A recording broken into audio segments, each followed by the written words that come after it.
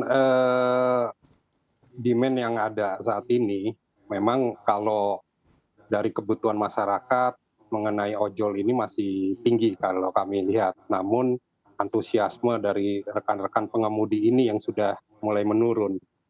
Nah, kebutuhan dari perusahaan aplikasi ini juga kan tidak hanya mengenai konsumen, tapi ujung tombak dari berjalannya bisnis aplikasi ride hailing ini adalah para pengemudinya juga. Kalau para pengemudinya ini sudah mulai menurun antusiasmenya, pastinya juga akan mengganggu ekosistem digital dalam bisnis ride hailing ini.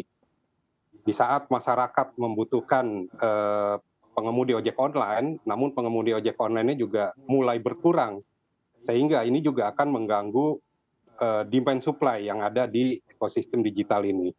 Nah, kita juga sudah beberapa kali menyampaikan kepada perusahaan ride hailing agar meminimalkan potongan, karena yang berlaku saat ini potongan itu sudah melebihi dari 20%.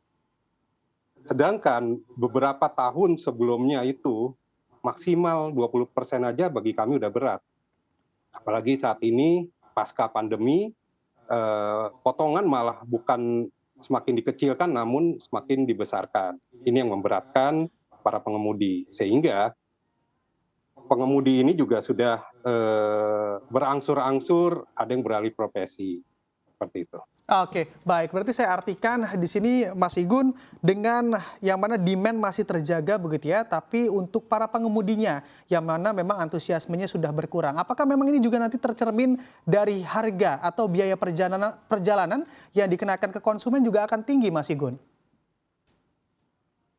Kalau mengenai harga, kita juga sudah sepakat bahwa tarif yang berlaku saat ini sudah sesuai dengan keinginan kami juga, namun mengenai potongan saja. Potongan bagi para pengemudi ini sudah tidak bagi kami sudah tidak sesuai lah ya, tidak layak lagi untuk kami bisa mencari nafkah di ojek online seperti ini saat ini. Igun mungkin mau menanggapi begitu ya pernyataan Mas Nailul terkait potongan yang mana juga ini menjadi beban tersendiri bagi para pengguna maupun para driver, Mas Igun. Ya, ya kembali lagi kalau mengenai tarif ini sudah bagi kami sudah tidak ada masalah ya.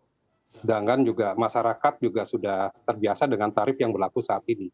Namun memang dari sisi tarif, kami tidak terlalu merasakan manfaatnya, baik itu kenaikan ataupun penurunan tarif. Karena bagi kami, kalau selagi itu potongan dari perusahaan aplikasi ini masih terlalu tinggi, maka pendapatan yang kami peroleh pun tidak tidak setinggi tarif yang dibayarkan oleh pemakai pengguna jasa dari ojek online ini kepada kami, karena potongan yang besar ini. Nah, inilah yang menjadi kendala, mungkin juga akan menjadi kendala ke depannya untuk perekrutan dari perusahaan-perusahaan ride hailing ini bagi para drivernya. Karena para driver ini juga ujung tombak, konsumen juga, seperti tadi Mas Nailul sampaikan.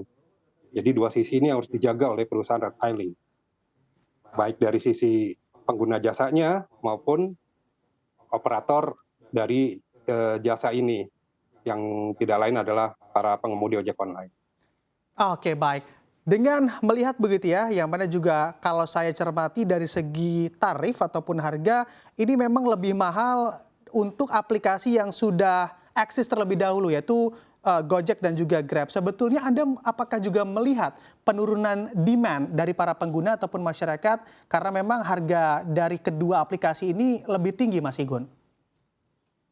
Betul. Jadi memang untuk pada saat masa-masa awal berlakunya tarif baru kemarin sempat terjadi penurunan dari demand masyarakat.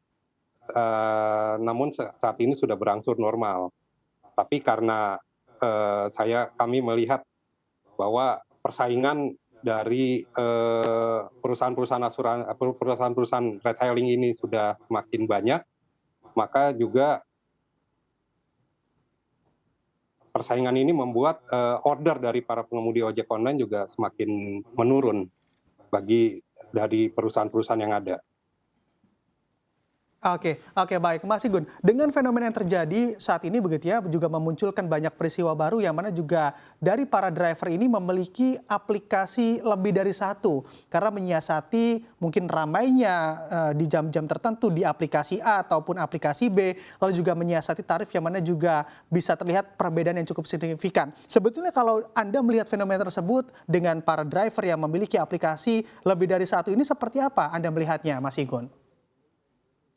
Ya, memang itu adalah siasat dari para driver bahwa untuk menutupi dari langkanya order saat ini, karena sudah semakin banyaknya driver juga dan makin banyaknya perusahaan retailing, pesaing-pesaing juga, jadi satu driver kadang memiliki satu atau dua akun atau bahkan lebih.